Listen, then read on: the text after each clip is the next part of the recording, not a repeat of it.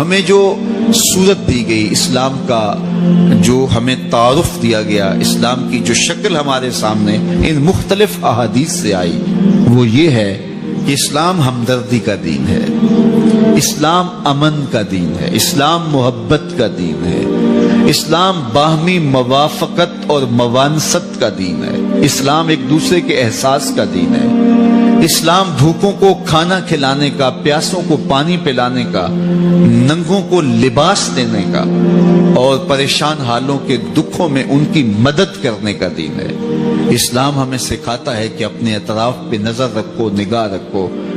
اور ہمیں ہر خوشی کے موقع پر غرباء کو اپنے ساتھ شامل کرنے کی تلقین کی گئی ہے۔ اللہ تعالیٰ جل شانہ ہمیں اسلام کی حقیقی تعلیمات سے مالا مال کرے اور ہمیں امن، محبت، عدل، عہد کی پاسداری، وعدوں کی پابندی، سچائی کے دامن کو تھامنا، جو صفات ہیں مسلم کی، وہ ساری کی ساری ہماری روحوں میں اتار دے۔